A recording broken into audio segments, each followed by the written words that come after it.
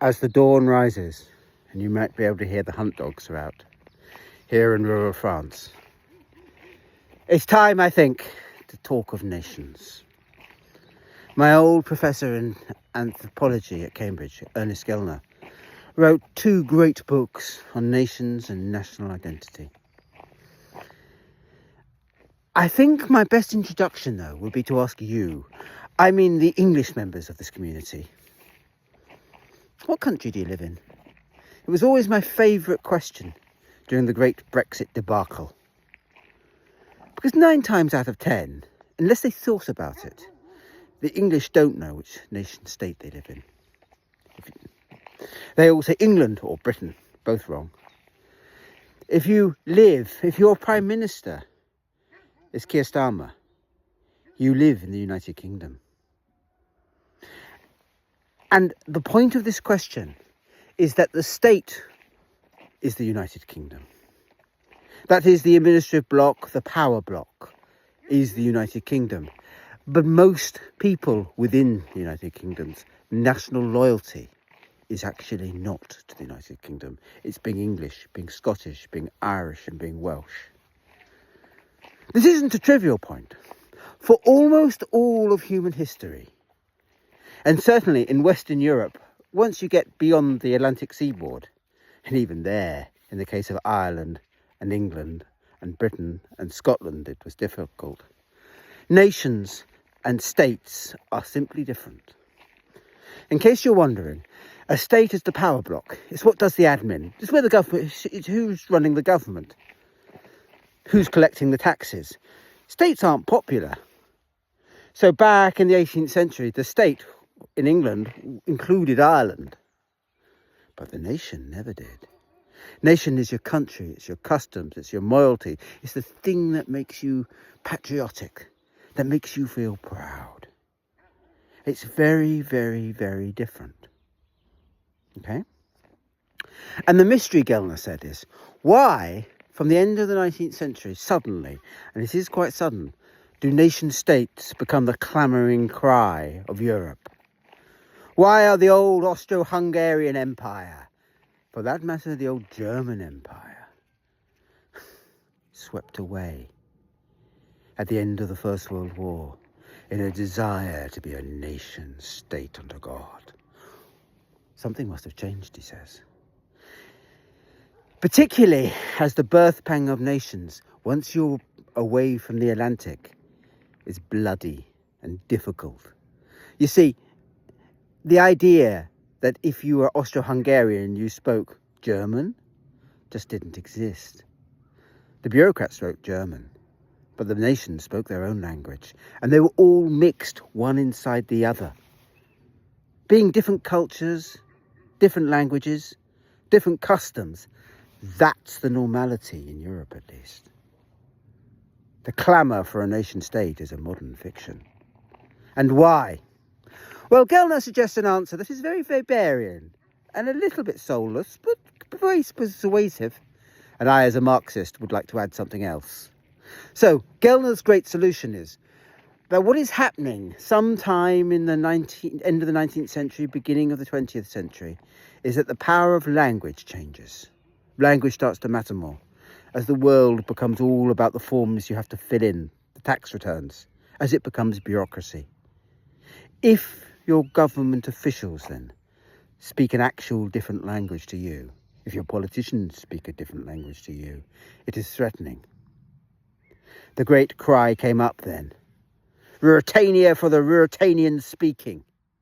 And if you think about the debate about nation states, it is always now a debate about language. You're in France, speak French. It's actually the French don't say to the English, which is very kind of them. But the English certainly say it to everybody else.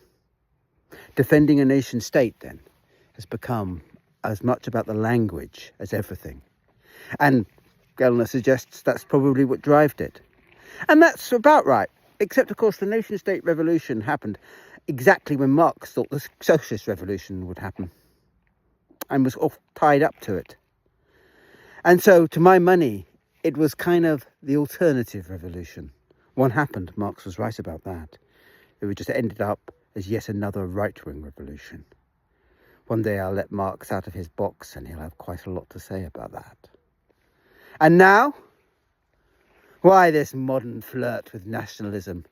And nationalism that absolutely confuses the nation state, with nations that can dwell alongside nations and have done for centuries, no, millennia. Why? Well, let's just follow the Gellner arc. Other days I'll follow the Marxist arc. The Gellner arc would point out that the language of bureaucracy is changing. It's moving onto the computer. In a sense, it no longer matters what language it speaks, French or English. You can get Google to translate it, and it no longer matters. Now, Gellner actually, bless him, thought that might unpick nation states. Unfortunately, he reckoned without the jargon, the impersonal nature of all these forms, as made even worse by AI.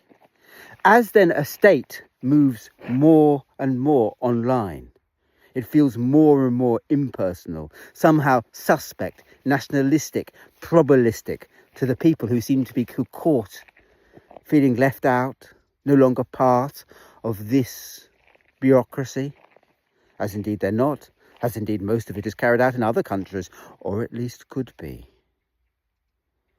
There becomes then an ache for a bureaucracy, a power system that speaks your language, that somehow reflects you, rather than this stripped out authority that is being moved elsewhere or is universal.